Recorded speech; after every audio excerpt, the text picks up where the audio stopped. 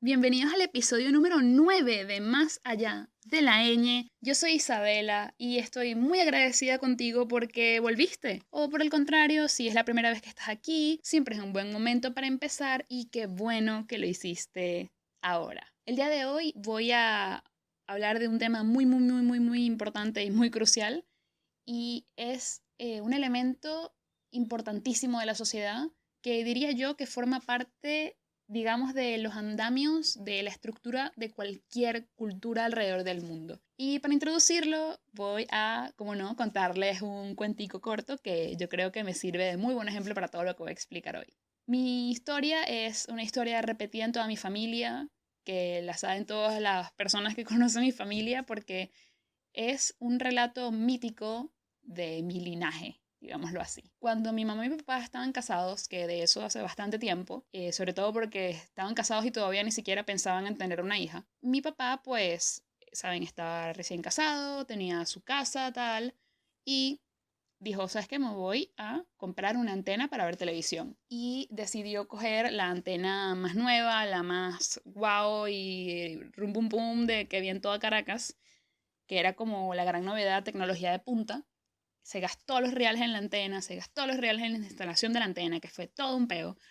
Y bueno, después de todos esos días y esa espera y ese esperar la antena y tal, mi papá finalmente baja, se sienta en el sofá, prende la televisión esperando a ver así los resultados de su maravillosa inversión y no se veía nada, no había señal, no había señal. Mi papá se puso a ver el televisor, el cable, tal, es que todo estaba perfectamente. Así que subió al techo y se dio cuenta de que en la antena estaban parados dos samuros. Entonces mi papá los espanta y efectivamente cuando los samuros se iban, pues el televisor funcionaba perfectamente. Pero claro, eso no dura mucho y los samuros vuelven a pararse ahí. Entonces mi papá tomó una decisión muy adulta y muy madura y decidió sacar la escopeta para meterle un pepazo al samuro. Y el samuro cae muerto en el jardín y el otro samuro, por supuesto, se va volando espantado. Y sí, funcionó perfectamente porque se fueron los samuros, por un tiempo no volvieron más samuros a la antena porque escarmentaron todos, así que salió perfecto. El problema es que cuando cae el samuro muerto en el jardín, mi mamá y mi papá se ven así como, yo no voy a recoger eso. Y mi papá como, yo tampoco. Así que muy maduros y muy adultos también deciden dejar el samuro muerto en el jardín. Y pasan las horas y ellos se dan cuenta de que el jardín como que lo están rodeando los samuros.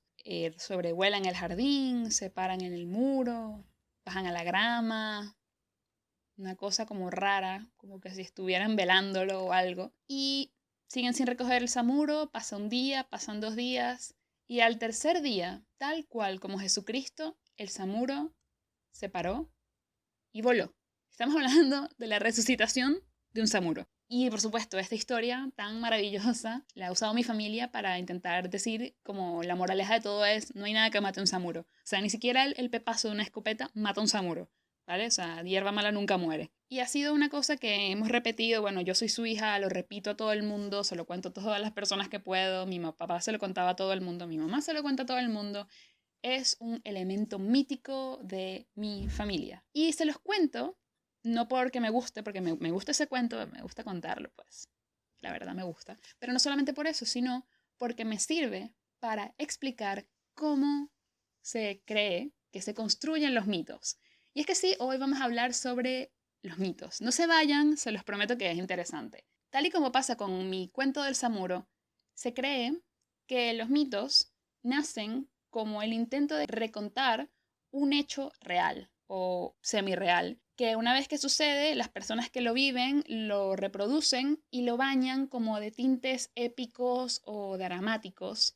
Y así es como algo que inicialmente era simplemente anecdótico o simplemente histórico, pasa a ser un relato mágico o místico que está cargado de peso simbólico. Y así pasó con el samuro. Inicialmente, pues mi papá le mete un pepazo al samuro y el samuro no se muere, simplemente cae medio malherido en el jardín, los otros samuros vienen, le dan comida y luego el samuro se para y se va volando porque no estaba muerto, estaba malherido. Pero ¿qué pasa? Mis papás le dan un tinte dramático de no, porque el samuro se murió, yo lo vi muerto y luego resucitó y los samuros y... ¿Sabes? Eso no es verdad, pero así funciona la construcción de los mitos. Y una cosa muy, muy interesante de los mitos es que se heredan y se comparten entre culturas. Este mito del samuro que resucita es, bueno, espero que no haya gente religiosa oyéndome, pero es el mismo mito que el de Jesucristo, ¿no? Pero una cosa que no todo el mundo sabe es que Jesucristo no fue el primero que resucitó. O sea, la moda de la resurrección no la inventó Jesucristo, ni el samuro. Los primeros textos que se tienen en los que se hayan hablado de que una persona como semidios resucita fue Osiris, que es el dios de la religión egipcia, la antigua religión egipcia, que de hecho por eso se solía hacer momias, porque ellos creían que así como su dios Osiris había logrado resucitar de la muerte, ellos también podrían hacerlo. Y bueno, este mito pues también lo comparte la religión cristiana y creo que, si mal no recuerdo, también hay otras religiones y mitologías que comparten este mito de la resurrección. También está el dios Zeus, que me imagino que todos lo conocemos por la película de Hércules. Este dios de la mitología griega, el dios como del rayo y tal, también es un personaje que comparte la mitología germana, la mitología hinduista, la mitología noruega y también la mitología romana, que es el dios Júpiter. Y que tantas religiones como tan diferentes entre sí compartan a un mismo personaje, se intentó explicar de muchas maneras. De nuevo aquí, toda esta gente que cree en que hubo extraterrestres en el pasado podría explicarlo a partir de ahí. No le voy a decir que no. Pero la teoría más aceptada al día de hoy es que todas estas imágenes de Zeus son la herencia de una mitología proto-indoeuropea. ¿Qué es lo proto-indoeuropeo? Bueno, voy a echarles un pequeño cuento otra vez. Un señor que estaba muy muy aburrido hace mucho tiempo, hace años que no existía la televisión ni el internet, se dedicó como a estudiar las diferentes lenguas europeas e indias y se dio cuenta de que a pesar que a primera vista eran lenguas muy diferentes entre sí, habían elementos estructurales y etimológicos que estaban íntimamente relacionados entre todas esas lenguas. Y él planteó como este hecho como, hey, parece que esta gente tiene algo en común. Y a partir de ahí se teorizó que existió una sociedad proto-indoeuropea que compartía como, tenía como toda esta mitología, que es una mitología supuesta, no tenemos información de que existe, pero bueno, se cree que este pueblo tenía toda esta mitología y todas estas costumbres y tal, y esta lengua, y luego estas personas se dispersaron por Europa y por India y crearon diferentes pueblos, diferentes lenguas a partir de la que ya tenían, diferentes mitologías, y por eso comparten tantos rasgos en común. No me queda claro qué tan comprobada está la existencia de la sociedad protoindoeuropea, pero es algo de lo que se suele hablar mucho. Es algo de lo que se suele hablar y parece que es la explicación de por qué Zeus aparece en tantos lados. Y otra mitología, perdón, otro mito que se comparte entre sociedades es el mito del diluvio. Y es que no solamente está, Noé en la sociedad judio-cristiana, sino que también los mayas. Siempre los mayas son amigos de este podcast ya, amigos queridos. Los mayas también en su mitología tienen una historia de un diluvio. Que bueno, esto es súper loco porque esas culturas no tenían ninguna relación entre sí. Esto ya podría explicarse pues por razones históricas, ¿no? Probablemente ambas sociedades vivieron un diluvio muy grande y se perdieron muchas vidas y a partir de ahí pues ellos crearon toda esta historia, ¿no? Como de un castigo divino y tal. Sea como sea, los mitos siempre han sido de interés para filólogos, antropólogos, historiadores. Y hay muchas maneras como de enfocar el estudio de los mitos. Pero yo, para no dar tanto la chapa, les voy a hablar de el enfoque que más odio y el enfoque que más amo. Voy a empezar por lo malo primero. Ustedes pueden no seguir mi línea y casarse con la que yo odio. No pasa nada, pero te puedes ir del podcast para siempre, ¿vale? La que más odio está liderada por el señor Müller. El caballero Müller Es de toda esta época en la que la sociedad empezó como a darse cuenta de que tal vez las cosas que no estaban probadas científicamente no eran importantes. Que sí es, por supuesto, la corriente positivista es una corriente maravillosa porque de cierta manera permitió el avance de la sociedad, pero también tiene cosas negativas porque perdimos el valor de ciertas cosas. Pero bueno, eso da para otro podcast. El punto es que basándose en esta filosofía de que la ciencia es lo más importante, Müller explicó que según su teoría, los mitos son el resultado de una sociedad humana que estaba inmadura y que al no tener recursos como el método científico para explicar las cosas que le pasaban a su alrededor, como que el sol saliera y se escondiera todos los días, o que lloviera o que temblara la tierra, se vieron en necesidad de inventar un montón de relatos para de alguna manera quedarse tranquilos y no vivir con el peso de la incertidumbre. Y tú dices, bueno, pues tiene sentido, ¿no? Está bien. Pero él lo llevó muy allá porque empezó a decir que los mitos eran una enfermedad del lenguaje. Que claro, yo puedo entender su rabia, ¿no? Porque sí que es verdad que, por ejemplo, la religión católica pues no ha ralentizado un poco ciertos avances en la sociedad. Pero coño, enfermedad del lenguaje es un poco exagerado. Por eso no me gusta, por eso no me gusta el señor Müller. Ahora voy con la que amo profundamente y es el enfoque simbolista, que está liderado por un psicoanalista llamado Jung, que seguramente muchos de ustedes lo conocen, porque él es famosito.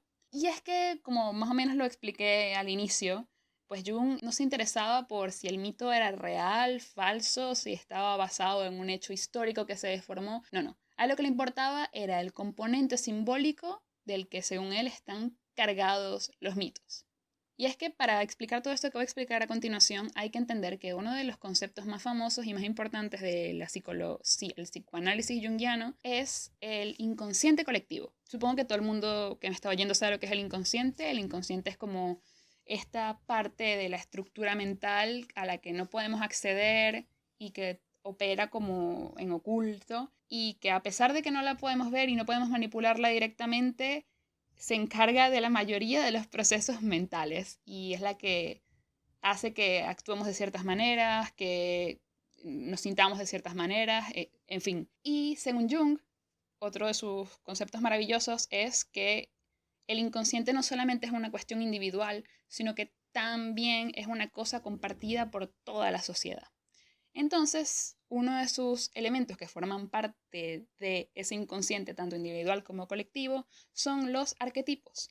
Los arquetipos son como un modelo, son como una guía de cómo comportarse o cómo operar mentalmente, que según él tenemos todas las personas y todas las sociedades como interiorizadas.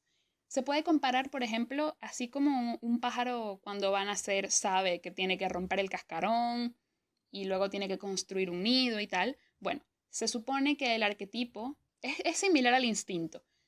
Si los perros tienen el instinto de que tienen que hacer pipí en diferentes partes para marcar el territorio, en cierta manera el arquetipo es como una cosa que va como al lado del instinto, que no opera tanto a nivel biológico, sino a nivel psíquico. Ojo, instinto y arquetipo no es lo mismo, pero son conceptos que van paralelos, que son muy similares en cuanto a estructura. Entonces, así como el arquetipo forma parte del inconsciente y nosotros no podemos acceder al inconsciente directamente, el arquetipo se manifiesta en diferentes cosas, ¿no? Por ejemplo, se manifiesta en los sueños, se manifiesta en visiones, en problemas que tengamos. Eso a nivel individual. Y a nivel social se manifiesta en la creación de mitos. Es decir, que a partir de los mitos podemos de alguna manera intentar acercarnos a qué sucede en el inconsciente colectivo de una sociedad. Un señor de la misma escuela simbolista de Jung llegó a explicar o a dar el ejemplo de, me imagino que todos conocen el mito de Edipo.